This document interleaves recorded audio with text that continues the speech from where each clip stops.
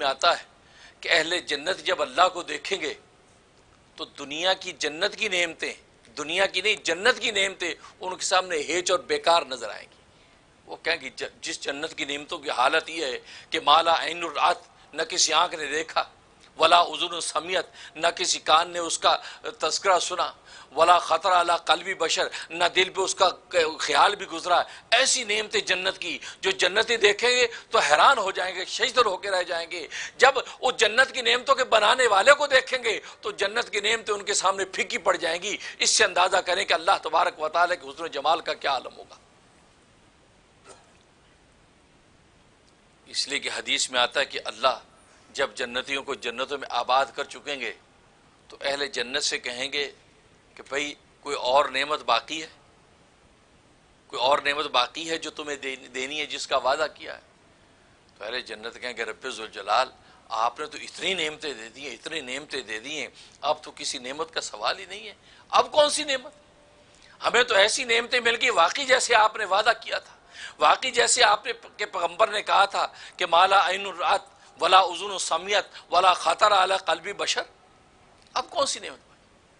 اللہ اوپر، یہ عجیب حدیث ہے۔ اللہ تبارک و تعالیٰ فرمایا کہ جاؤ اپنے علماء دین سے جا کر پوچھو، علماء سے پوچھو ابھی ایک نعمت باقی ہے۔ اس سے علماء کے مقام کا پتہ چلتا، علماء ربانیین جو علماء انبیاء کے وارث ہیں ان علماء کے مقام کا پتہ چلتا ہے۔ اللہ فرمائیں گے علماء سے جا کے پوچھو۔ اب علماء کے پاس آئیں گے کہ بھی کون سی نعمت باقی ہے؟ ساری نعمتیں تو مل گئیں۔ علماء فرمائیں گے نہیں، ایک نعمت باقی ہے۔ کون سی؟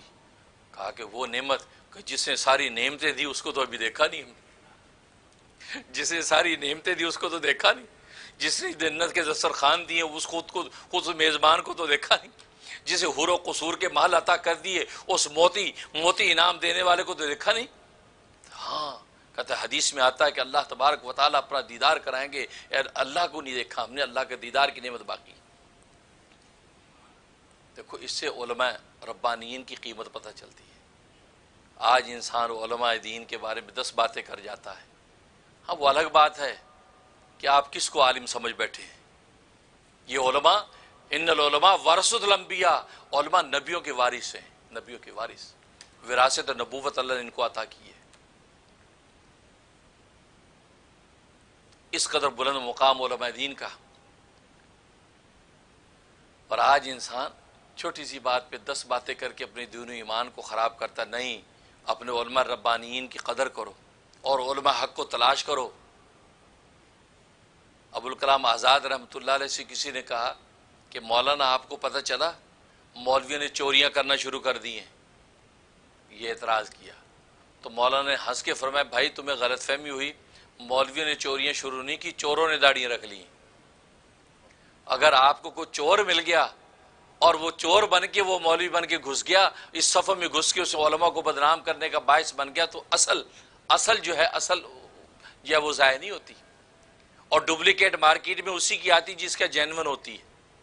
تو جینون علماء موجود ہیں۔ اگر آپ کو کوئی 2 نمبر مل گیا اور آپ نے اس پر فتوے داغ دیے کہ مولوی ایسے ہوتے ہیں، تو یہ آپ نے کوتاہی کی۔ آپ قرآن کو دیکھو، قرآن کریم میں اللہ تبارک و تعالیٰ فرماتے ہیں انما یخشی اللہ من عباد العلماء، کہ میرے بندوں میں سب سے زیادہ اللہ سے ڈرنے والے علماء ہیں۔ علماء کہا، حدیث میں فرمایا ان العلماء ورثۃ الانبیاء، علماء نبیوں کے وارث۔ اور آج دنیا کے اندر آپ دیکھتے ہیں بچہ پیدا ہونے سے لے کے مرنے تک آپ کو علماء کی ضرورت، پیدا ہوتا اذان دینے کی علماء کی ضرورت، پھر زندگی گزرتی نکاح طلاق میں علماء کی ضرورت، پھر جنازے کا وقت آتا تو کسی علماء کی ضرورت۔ تو علماء کی ضرورت سے آپ نکل نہیں سکتے ہیں، بھلے آسمانوں میں اڑیں، زمین میں اتریں، تاؤں میں چلیں، دریاؤں میں مشرق سے تیریں، سائنس ٹیکنالوجی کہاں سے کہاں ترقی کر جائے، لیکن مرنے کے لیے آنا تو قبر میں ہے۔ اس قبر میں اترنے کے قواعد و مسائل علماء بتائیں گے۔ اس لیے علماء کی ضرورت، یہ تو دنیا ہے، میں تو حدیث بتا رہا ہوں کہ جنتوں میں بھی علماء کی ضرورت ہوگی کہ اللہ تبارک و تعالیٰ فرمائیں گے اپنے علماء سے جا کر پوچھو۔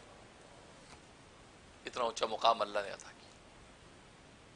اب کہیں گے رب الجلال تیرا دیدار تو باقی ہے۔ اب اللہ تبارک و تعالیٰ فرمائے اب میں اپنا دیدار کراتا ہوں۔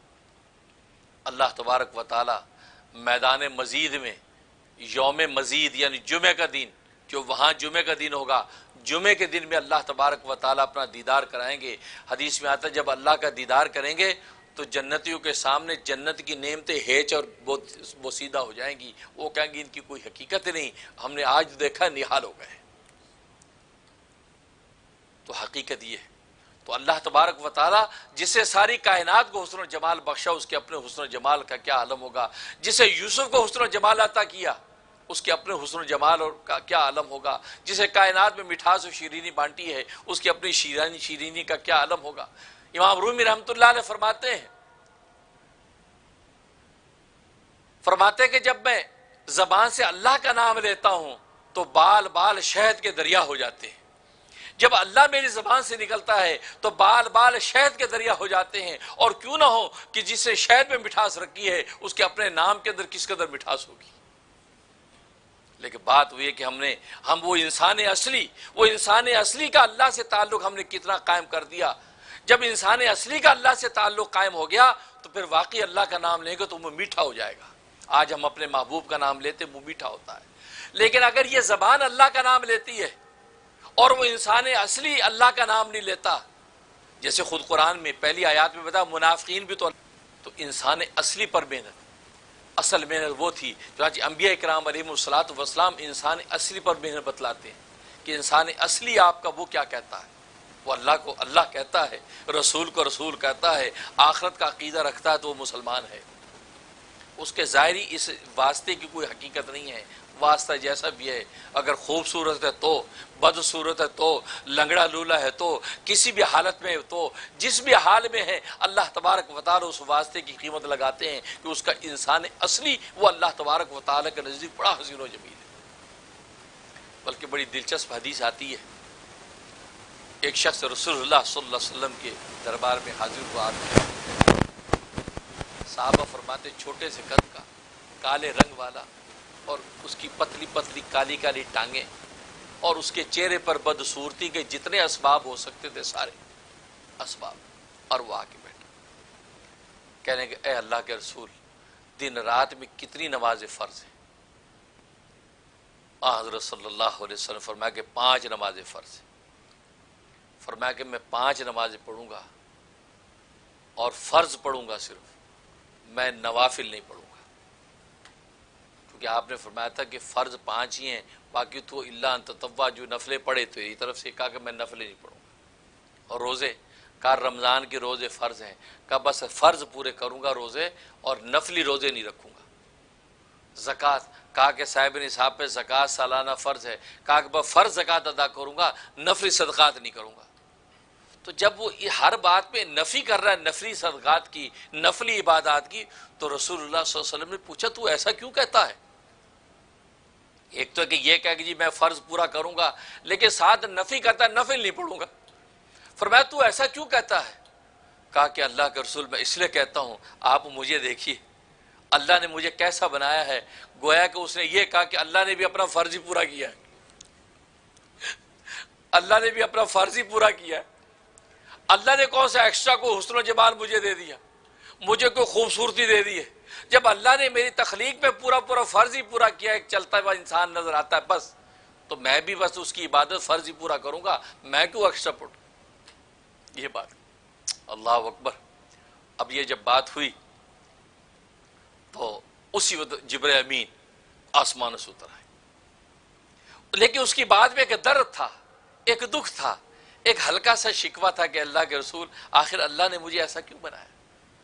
ظاہر ہے کہ انسان کی جسمانی تخلیق میں تو کوئی اختیار نہیں ہے، اس لیے بڑی پتے کی بات ہے کہ اللہ تبارک و تعالی انسان اصلی پر محنت بتلائی ہے، کیونکہ انسان اصلی کو سنوارنا آپ کے اختیار میں ہے، اور انسان طبی جو ہے اس کو سنوارنا آپ کے اختیار میں نہیں۔ اللہ نے جیسا رنگ بنا دیا ویسا رنگ آپ کو ماننا پڑے گا، اللہ نے جیسی ناک بنا دی ویسی ناک ماننی پڑے گی، جیسے آنکھ بنا دی ماننا پڑے گی، اور جس ملک میں پیدا کیا پیدا ہونا پڑے گا۔ امریکہ میں پیدا ہوگا تو امریکن ہو جائے گا، بنگلہ دیش میں پیدا ہوگا تو بنگلہ دیشی ہو جائے گا، پاکستان میں پیدا ہوگا تو پاکستانی ہوگا۔ اس کے اپنے اختیار میں نہیں ہے کہ اپنی مرضی سے پاکستانی پنجابی بنے، نہیں، وہ تو اللہ تبارک و تعالی نے جہاں پیدا کیا بس وہی کہلائے گا، جس قوم نسل میں پیدا کیا وہی کہلائے گا۔ تو جتنے غیر اختیاری اسباب ہیں وہ ظاہری اور طبعی ہیں، غیر اختیاری اسباب میں اس کا کوئی اختیار نہیں ہے، لیکن انسان اصلی کو سنوارنا انسان کے اختیار میں ہے کہ انسان اپنے اندر کو چمکا لے، روح کو سجا لے، سجدوں کے ذریعے سے، رکوع کے ذریعے سے، زکاتوں کے ذریعے سے، روزوں کے ذریعے سے، لا الہ کے نعروں کے ذریعے سے، تو گویا کہ انسان اصلی کو بنانا سنوارنا چونکہ اختیار میں تھا، اس لیے اللہ تبارک و تعالی نے ہماری اختیاری عبادت کا ہمیں حکم دیا۔ ایسا کوئی حکم نہیں دیا جو ہمارے اختیار میں نہ ہو اور ہم نہ کر سکیں۔ نہ ہمیں کہہ دیا ہو کہ نبی کے جیسے ہاتھ تھے ویسے ہاتھ بنا کے دکھاؤ، نبی کے جیسے پاؤں تھے ویسے پاؤں بنا کے دکھاؤ، نبی کے جیسے ہونٹ تھے ویسے ہونٹ بنا کے دکھاؤ، نبی کے جیسی آنکھیں تھے ویسے آنکھیں بنا کے دکھاؤ۔ وہ ہمارے اختیار میں نہیں ہے۔ ہاں ہمارے اختیار میں کیا ہے؟ نبی کھاتے کیسے ویسے کھا کے دکھاؤ، نبی پیتے کیسے ویسے پی کے دکھاؤ، نبی چلتے کیسے ویسے چل کے دکھاؤ، نبی سوتے کیسے ویسے سو کے دکھاؤ، نبی پڑھتے کیسے ویسے پڑھ کے دکھاؤ۔ گویا کہ جو چیز ہمارے اختیار میں تھی اللہ تبارک و تعالی نے وہی ہم پر واجب کی ہے، ہمارے اختیار سے باہر کسی چیز کا حکم نہیں دیا۔ تو جب یہ شخص نے بات کہی تو جبرائیل امین آئے اور آپ پر وحی نازل ہوئی، تو حضرت جبرائیل نے کیا پیغام دیا؟ ایک بات یاد رکھے، جبرائیل فرشتہ فرشتوں میں بھی سب سے زیادہ حسین و جمیل فرشتہ، یعنی فرشتوں میں سب سے زیادہ حسن و جمال اللہ نے جبرائیل امین کو عطا کیا۔ انہوں نے آ کے فوراً رسول اللہ کو خوشخبری سنائی کہ اس شخص کو خوشخبری سنا دیجئے کہ اللہ نے اس کی باتیں سن لی، اللہ نے اس کی باتیں سن لی۔ آج ہم جو باتیں کرتے ہیں اللہ سن رہے ہیں، آج ہم یہ درس دے رہے ہیں، آپ سن رہے ہیں، اللہ سن رہے ہیں، اللہ سنتے ہیں۔ اللہ کہا کہ اللہ نے اس کی باتیں سن لی ہے، اس کے درد دل کو سن لیا ہے، اللہ اس کو سلام کہتے ہیں، اللہ اس کو سلام کہتے ہیں، اور اس کو کہو تو پریشان نہ ہو، تجھے ہم یہ بشارت دیتے ہیں کہ کل روز قیامت میں جب میدان حشر کے اندر تو کھڑا ہوگا تو تجھے جبرائیل امین جیسا حسن جمال عطا کرے۔ اللہ اکبر، تکبیر، اللہ اکبر، تجھے جبرائیل امین جیسا حسن و جمال عطا کریں گے۔ جب یہ بشارت سنائی تو وہ کھڑا ہو گیا اور وہ وجد اس کو آ گیا، جھومنے لگا، اے میں اپنے اللہ پر راضی ہو گیا، میں اپنے اللہ پہ راضی ہو گیا کہ اللہ نے میری قدر کی، میری عبادت کی قدر کی، میری بات کی قدر کی کہ دنیا کے اندر تو اپنے اس سراپے پر صبر کر کے میری عبادت میں لگا رہے گا تو اللہ تبارک و تعالیٰ کا روز قیامت میں میدان حشر میں جبرائیل جیسا حسن و جمال عطا کر دے۔ اللہ اکبر، انسان اصلی، کیونکہ اس نے اپنے انسان اصلی کو بنا سنوار لیا تھا، اس انسان اصلی پر قیمت لگ رہی ہے، وہ انسان اصلی اس کا اتنا حسین و جمیل، اتنا خوبصورت کہ کل روز قیامت میں اس کو مجسم کیا تو جبرائیل امین بن گیا۔ اس لیے